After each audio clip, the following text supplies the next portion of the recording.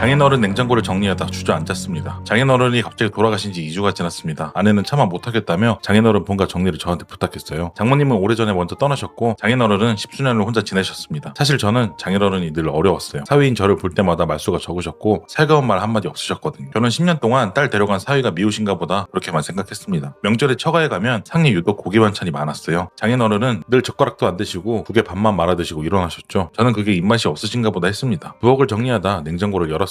맨 아래 칸에 반찬통 몇 개가 가지런히 놓여 있더군요. 뚜껑마다 삐뚤빼뚤한 글씨가 붙어 있었어요. 김서방 오면 줄 장조림, 김서방 오면 줄 반찬. 돌아가시기 한 달 전 같아 보였습니다. 혼자 장을 보시고 사위 줄 반찬을 만들어 두신 거였어요. 제 손이 멈췄습니다. 아내한테 물으니 눈이 붉어진 채 말하더군요. 아빠가 여보 온다는 날이면 며칠 전부터 장을 보셨나봐. 사위 입맛 까다롭다고 늘 무뚝뚝한 게 아니었습니다. 표현이 서툴렀을 뿐 장인어른은 10년을 그렇게 저를 챙기고 계셨던 겁니다. 저는 그 반찬통을 안고 한참을 주저앉아 있었어요. 장인어른 저 이런 것도 모르고 제 생각이 짧았어요. 살가운 말 한 번 못 드린 게 이제 와 사무쳤죠. 표현이 서툴렀던 장인어른의 사랑 마음이 닿으셨다면 좋아요 한번 눌러주세요.